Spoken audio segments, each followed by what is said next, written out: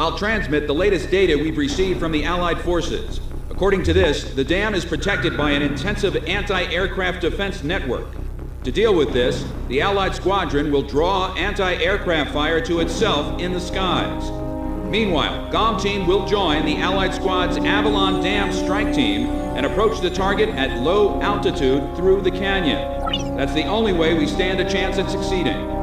If you destroy the V-2 launch control facility, you should be able to stop the weapon from being fired. The V-2 will probably be equipped with a nuclear warhead. The destruction caused by its single warhead will most likely dwarf the damage inflicted by that tactical nuclear attack before. All the Allied forces will be mobilized for this full-scale operation. It seems this war doesn't want to come to an end. We must stop the V-2 launch. Hurry!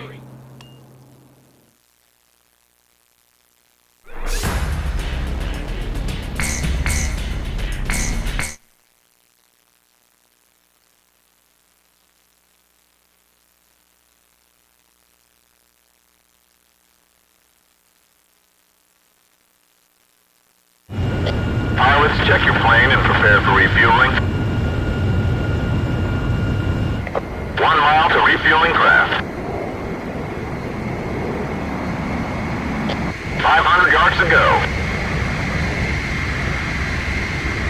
Perfect, Column 1.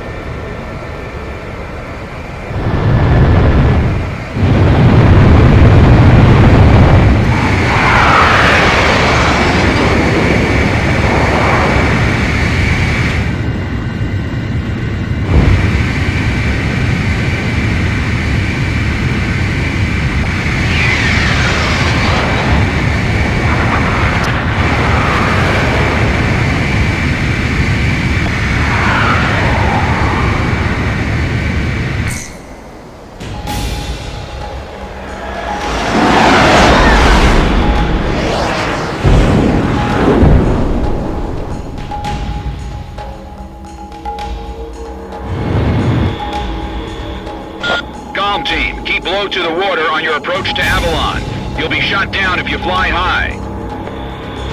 Get to the enemy fortress. Once you're close, increase altitude and fly over the dam. This is PJ. If I'm with you, I know I can do it. I'll follow your lead. It's the GOM Team. We've been waiting for you. Follow us. We'll escort you to Avalon. You've passed the first bridge. Careful. Calm down. GOM isn't the only team that can fight. Our guys above are taking the heat. Don't let them down.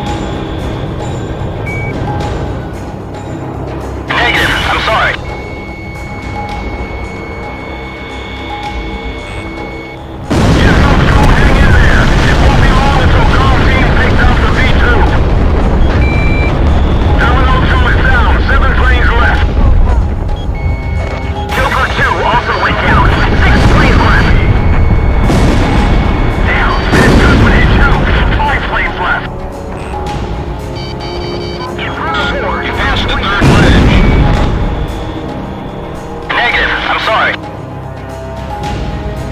No, not like this. Sorry, hold on a minute.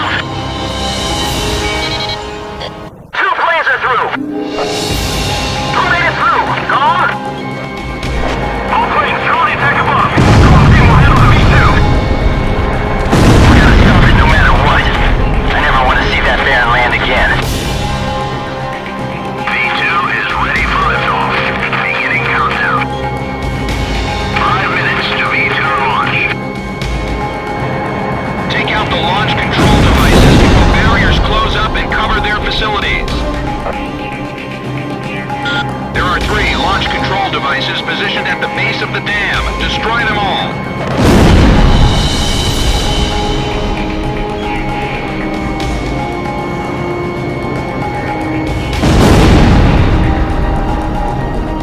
We will carry out the new creation of destruction through the power of righteousness.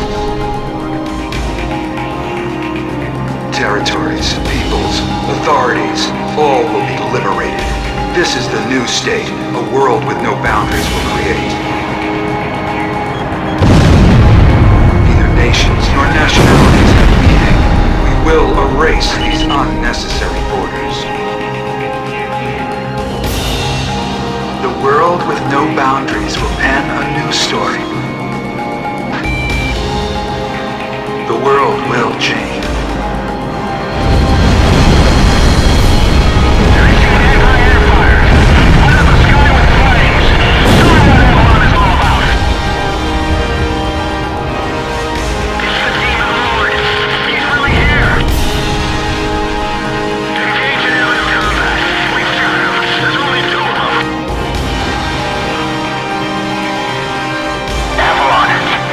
Final destination.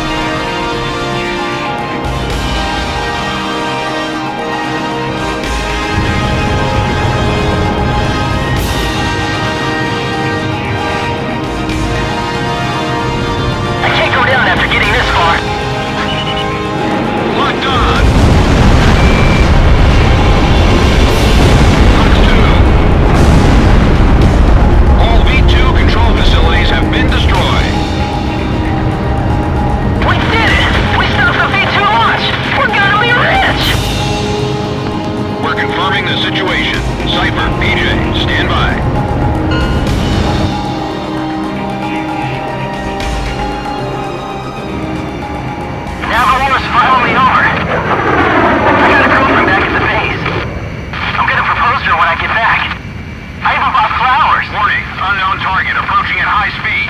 Break! Break! Ah! Dang it!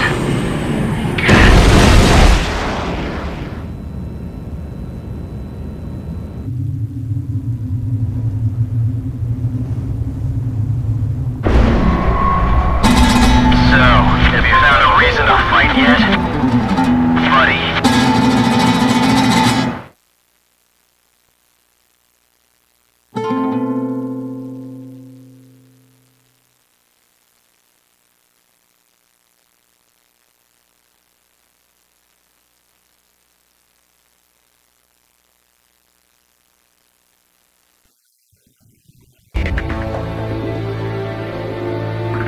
Confirmed reactivation of nuclear silo. COM team, continue your mission. Engage. Stand by. We're analyzing the situation. Here comes the snow. Shoot down the enemy. I'll run a plane analysis and fill you in ASAP.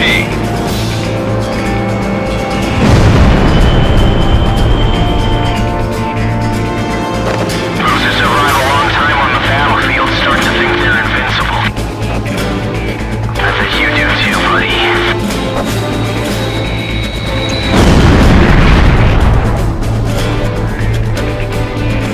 Phase 1 analysis complete. Transmission from enemy craft detected. He's controlling the V2 launch.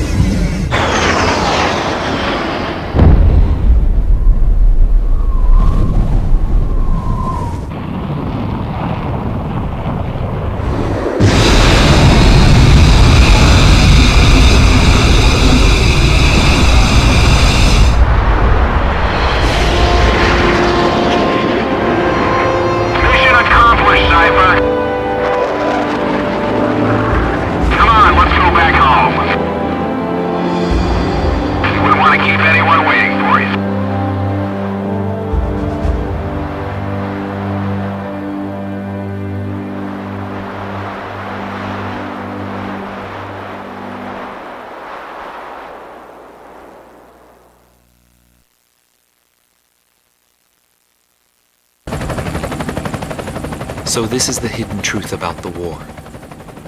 And this is where his trail ends as well. The impact of the 7 nuclear detonations on the world's psyche was great. Those who witnessed the carnage went on to organize a global arms reduction. Perhaps they were admonishing themselves. Furthermore, the existence of V2 was concealed. The events that occurred after the war faded from people's memories, and these men were also sealed away from history. Maybe this was one path to achieve peace.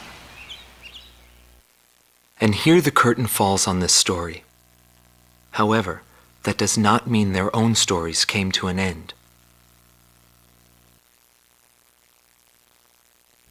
A nation is comprised of the individuals who live in its borders.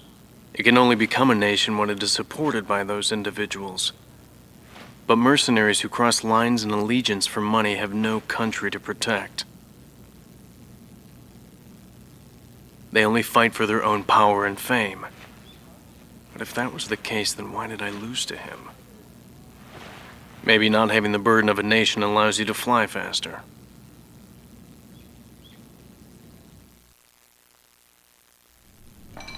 I bailed out and landed here. The captain was gone.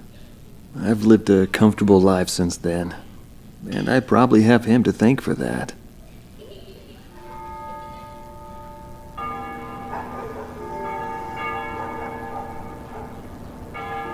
They ring the bells here at dusk to honor the liberation of the capital. It signals peace, but to me, they are the sounds of death.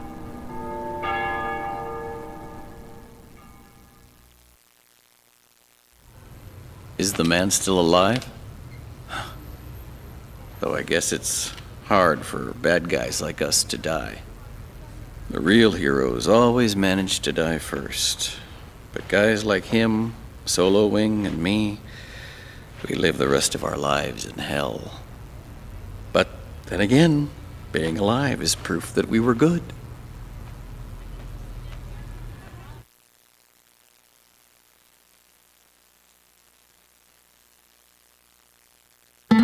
Marcela Vasquez, the Espada Team's number 2 and former member of the Sapan Air Force, 9th Air and Land Division, 11th Tactical Fighter Squadron. She is thought to be a survivor of the coup d'etat squadron. She currently earns a living as a dancer.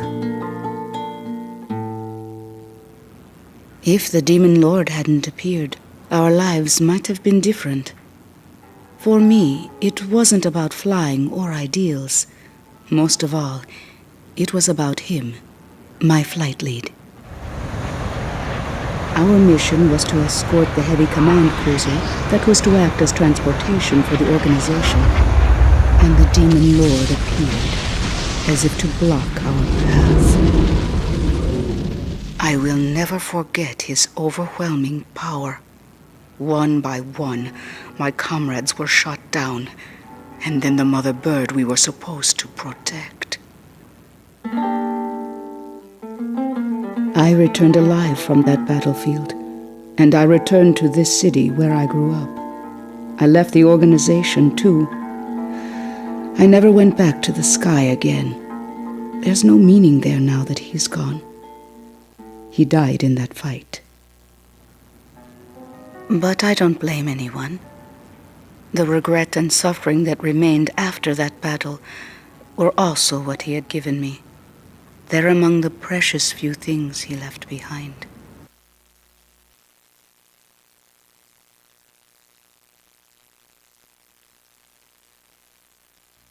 Anthony Palmer, former lieutenant of the Ocean Air Defense Force, 8th Air Division, 32nd Tactical Fighter Squadron. He's been missing for some time, along with Captain Bristow of the same unit, since the decisive Battle of Valdreich. Captain Bristow is rumored to be one of the founding members of A World with No Boundaries. Palmer's ties to the captain have led many to believe that he is a high-ranked individual within the group. He currently works for an insurance company based in Aurid, the capital city of Osea. Demon Lord was right. Everything he touched fell apart. I thought I was watching magic. When I was in the military, they called me an ace too. I got medals for my actions on numerous battlefields. I never felt fear toward an opponent. The same went for my ideals. I wasn't afraid to take on even an entire country. But when I was fighting him, something felt different. At first, I didn't know what it was. It wasn't until I noticed my hands shaking on the flight stick that I realized. It was fear. It's embarrassing, but once I felt that, I couldn't fly anymore. I felt guilt toward my companions at the time. There's always a war somewhere, and I'm sure he's on some battlefield somewhere fighting even now. He'll always have a place to live.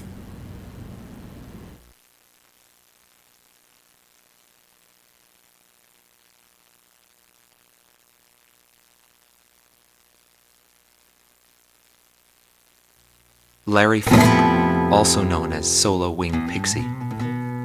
GALM Team's number 2, and member of the Ustio Air Force, 6th Air Division, 66th Air Force Unit. That's right.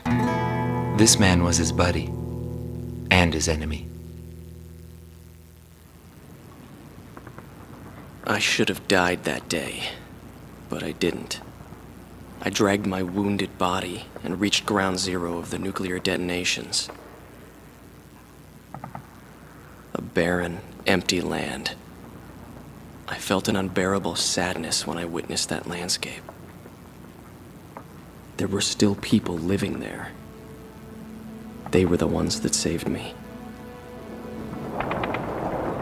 It may be true that the world has no need of borders, but would getting rid of them really change anything? The world won't change for the better unless we trust people. Trust is vital in a peaceful world. But that will never happen. I'm still on the battlefield. Right now I'm near a border. I want to see for myself what borders really mean, and what their volition really is. I may not find what I'm looking for, but I still want to try. Anyway, that's what I've come to believe, and I think that's enough. Will he see this video? If you do meet him, give him a message for me. Yo, buddy. Still alive? And thanks, friend. See you again. The Demon Lord of the Round Table. A warrior who soared through the Belkan War, inspiring both fear and admiration. His presence filled the skies for but a few short months before he disappeared. Apart from that, nothing is known about him.